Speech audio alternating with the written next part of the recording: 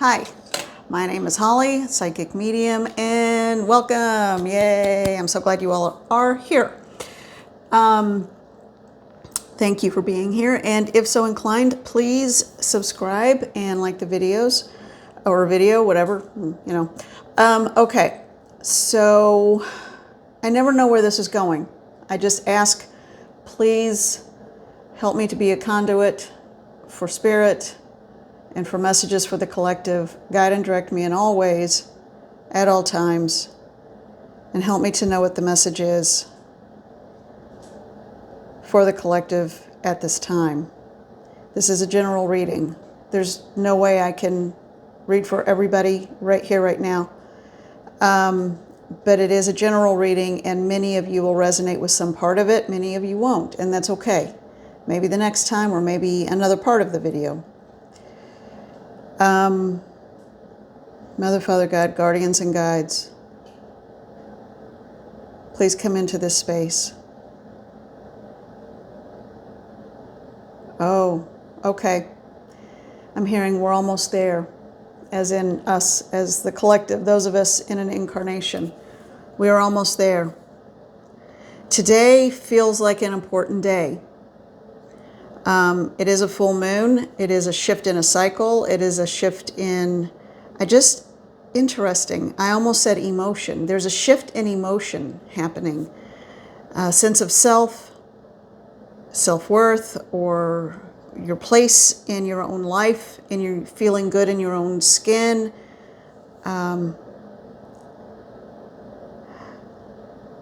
This morning when I got up, I felt like, okay, we are in the middle. The shift has truly in earnest and essence begun, but what I'm hearing is the shift is complete.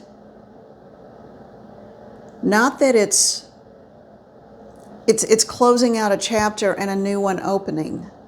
Yes, okay, I believe, okay.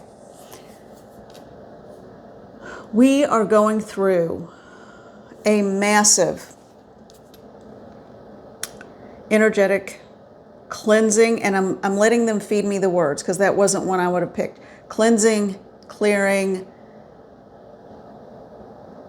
coming together, coming to a peaceful place within ourselves with things that have been beyond our control and those things that are within our control.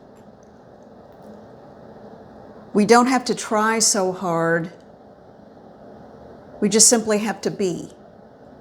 When we be, and be in quotation marks, when we simply are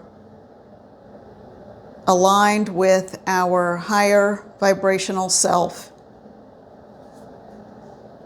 And I can hear some naysayers saying, oh yeah, blah, blah, more woo woo. No, it isn't. It isn't.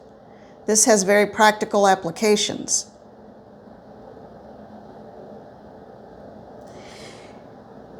What I'm hearing is be careful of the intentions you place around you, because those are affirmations. If you are complaining the entire time about who you are, where you are, what your circumstances are, then that's where your energy is going, and that's where the flow of energy will continue to go. I'm not saying do the toxic positivity. I'm not saying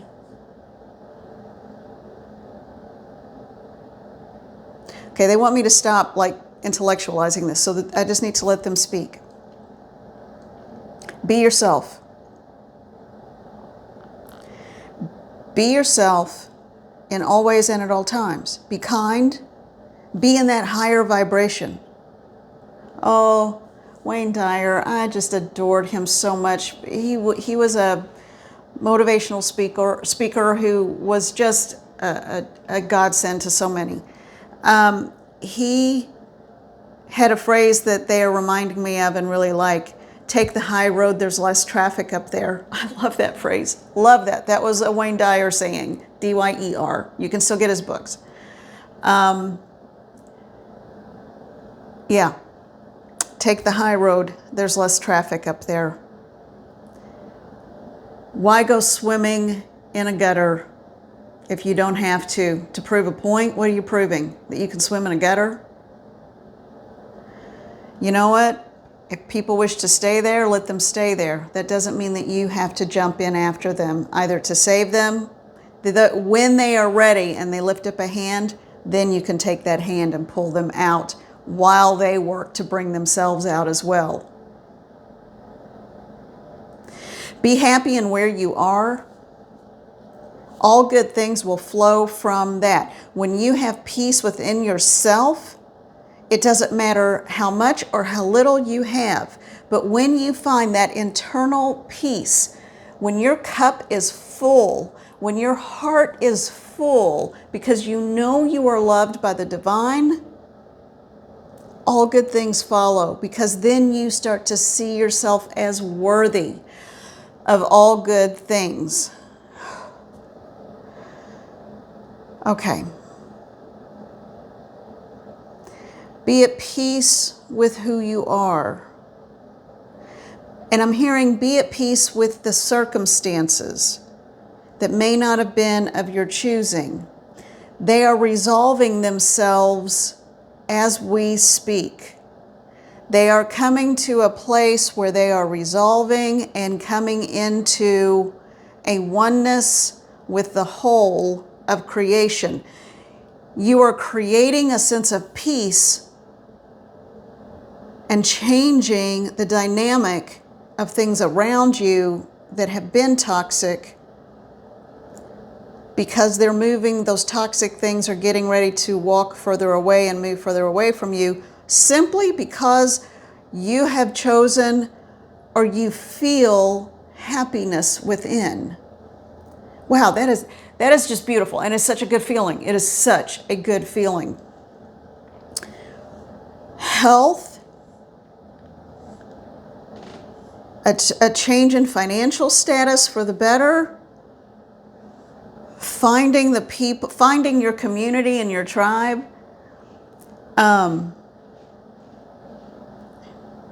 That was my cat Denny. I feel like we're supposed to say hi, Denny. He came with that name over 10 years ago, and it just stuck. He never answered anything else.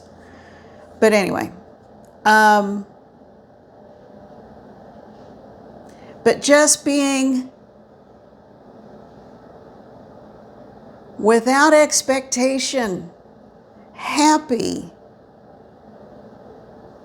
And it starts with the little things. They're showing me just like this, little small, and I'm hearing small things, small steps, baby steps.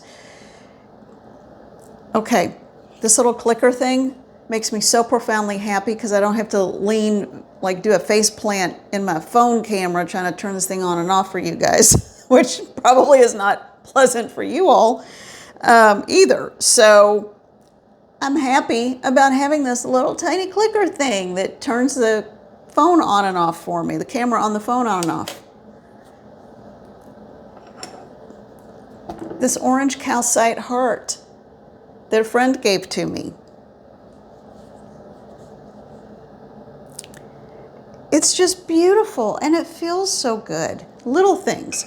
Now, if you're facing dire circumstances, a little clicker and a calcite heart are probably not going to win you over. But when you start, someone's starting a gratitude journal, or someone needs to start a gratitude journal. And that's simply every single day. It could be one line. Just write one word that makes you happy or brings you joy. I got a rebate check for $5. I'm excited. Sometimes that's all it takes. I got a lead on a new job. You don't have the new job yet, but you got a lead, so that shows you doors are opening. I got a good result on my recent blood work, or cholesterol level, or my blood sugar is under control, or the sun is shining. That's one of my favorite ones. I have the ability to manifest anything in my life. It could be in any area, any realm of your life. But it starts with those small things. So today, just for today, and you don't have to plan 365 days coming to do this. I mean, sometimes you just forget. or hit the ground running. But just for today, in this moment, and you don't even have to say it out loud, but in your mind or out loud, think of one thing right now in this moment that you are grateful for or that makes you happy. It could be huge, like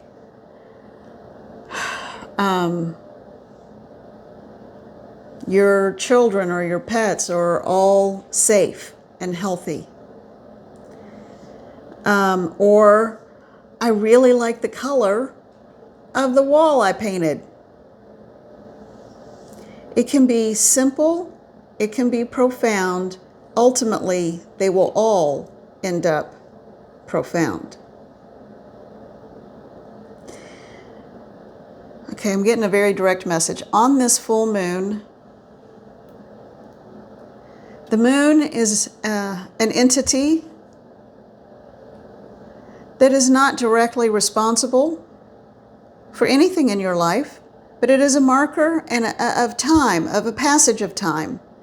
And that's why it is significant in this reading, if you want to call it that.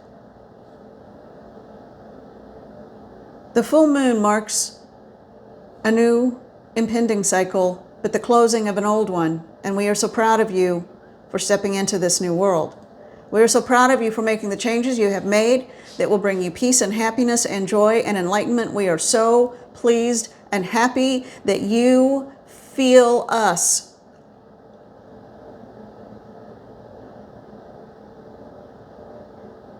Know that we love you more than you could fathom. This new cycle, this new passage of time,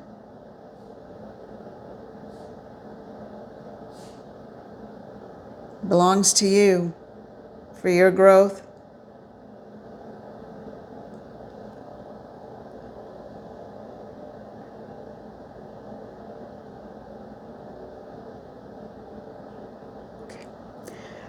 They showed me March, so we jumped right over February. I think February is the time of, it's almost like a sense of like humming vibration with the energy building. March, get ready. It's going to be a big powerhouse of a month.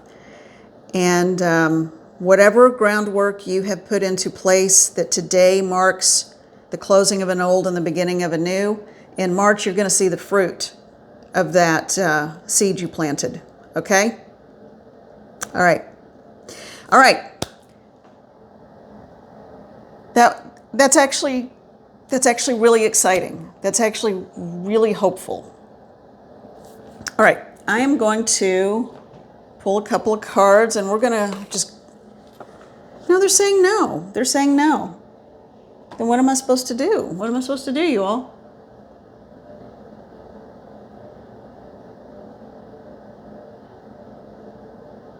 Oh, I heard an old country song. It's a Martina McBride song, and she's singing. It's really funny, and it's very upbeat, and it's an older one, and she's singing something about.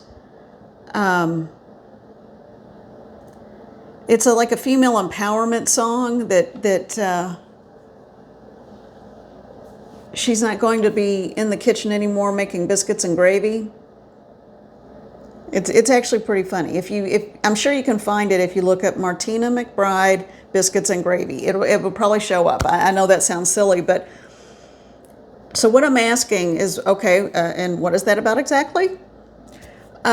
What they're telling me is, in this downtime, in this kind of cocooning period, while our seeds have been planted and we're moving forward, reconnect with not only yourself, but do some ancestor reconnections or reconnecting.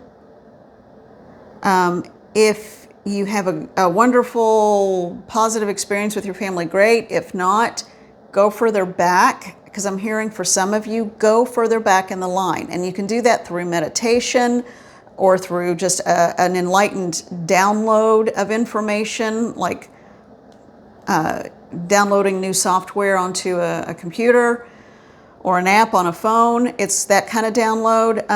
And reconnect with who you are, because this is going to be your way of doing generational healing, ancestral healing, and you're going to find the ones who, well, served well. That's just a pat phrase a lot of people use that works to make sure you get the ones that were not the creepy, scary ones that became broken. And I think most families have a combination, you know, but it's this is important. Why is this important? Why now? This is part of the healing and the self-healing process. Okay, so the image that they've been giving this whole time about, you know, we're planting, the seed has been planted, and today is the day it germinates, out with the old, in with the new, rising up from the ground, and in March will bear fruit or flowers, whatever. What they're saying is if you do this generational work now, and that doesn't mean right this minute, but, you know, within the next couple of weeks, or I would say before mid or by mid-February, because this will more than likely take more than one session with just you, yourself, your guides, whatever, or if you want to work with a practitioner to do this.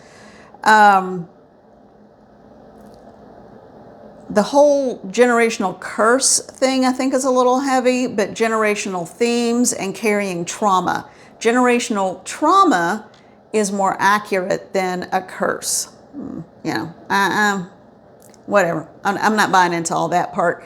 Generational trauma, heck yeah, so real. And it could be one generation just between you and your you and your parent. Okay. Interesting. So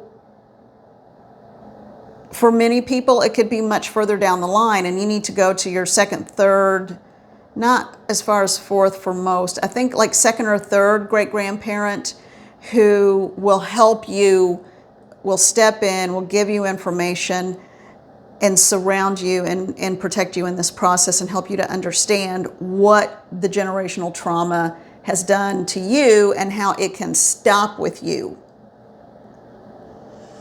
And there's a lot online that you can find to help you with that process. It is way too vast for me to go into, and this is already getting kind of long. But if you watch it and something just kind of dings like, ooh, I don't know if that feels right, then find another one, because there's a blue million everything you can find online and YouTube. So if you find something that it's like you feel calm, settled, it resonates, and you're like, oh, this makes so much sense, I get it, this feels right, that's the one you need to watch. Or that's what you need to do. I say that about any reader, me included. If you're just like, I don't feel this woman, I don't get it, well, I'm not the one for you. If it makes sense and it's resonating a little bit, hang out with me. Okay, so what they're saying, though, with that seed analogy is that when you do this generational trauma work, or finding where you fit in the generational history of this lifetime, because more than likely you've repeated these patterns with these same people in multiple lifetimes, playing different roles over and over again, like in a soul group kind of thing. Not necessarily, but more than likely. Oh, they want me to mention the earrings. Yesterday I had on 2 different earrings, and they said that's significant. They're not telling me why. They're just kind of giggling and laughing. So maybe it's significant for someone, you know, watching, or I was feeling pretty out of balance, and so that might have been. And a friend of mine said, you seemed a little scattered. I'm like, yeah, I know, out of balance. And that's so true. I'm feeling more within myself today. So thank you. Thank you. Okay. So God, let me finish this statement. So I am on a just tangent after tangent. So when you work on the generational trauma with that seed analogy, it's like putting fertilizer on the seed. You are nourishing it, you are giving it food, and it's not having to feel hungry to try to get what it needs. And that's probably the most important thing about this that I could say. So doing generational work, digging deep, or just learning about yourself, admitting there is trauma and saying it stops here and it stops with me. I don't have to let that control me. Even that is enough. What you are doing is this new seed that has been planted, that has now germinated, that will bear its fruit. Oh, my hand's tingly. Will bear its fruit in March. By saying that, taking control, stopping the generational trauma, finding the ancestors that you can identify with, and if people can say you're making it up, who cares? If someone appears to you in a meditation who's a great-great-great-grandmother or grandfather or aunt or uncle, cousin, niece, second, third, fourth, fifth, I don't know how that works. Don't really care. So what? So what? I had an ancestor come through for me that was probably from hundreds of years ago. It was this little it was almost like dwarfism, sorry. But she was tiny and she had a bunch of bone deformities. And no, I shouldn't give her name. So anyway, but she was an intense healer, intense. And when I go into journey or meditation, when I'm feeling depleted, she always does certain ceremonial things and brings back my spark of life. I'm so grateful for her. Now, no one knows about her. No one has any record of her. She's extremely distant. But I always feel better for having known that she's there. And I know that she's here with me now. She is here with me right now. You would probably be able to see her because she's only like that tall. Well, I'm not very tall either, so I'm not very big either, so you know. You just put the fertilizer, you gave nourishment and food to that germinating seed so it doesn't feel lack. And that is the most important message. That's a good one to end on. And I got validation. Actually, I think that was her. Yeah. All right, everyone. I love you all. Thank you so much for being here. Take care of yourselves. There are some positive things coming. I can just feel it. I can feel it. And it feels so good. And I'm so happy. And I know in my own life, I am so ready and so excited. I'm just going to sit back and see what unfolds and let it come to me, because I am not going to second guess it. I know there is a germinating seed. I'm not even going to try to label it or guess what it is, because all right. Thank you all so much. Be well. This full moon is called the wolf moon, so maybe we all need to get out and do a little howling. That would actually feel pretty darn good. All right, take care, and I will see you all soon. Bye.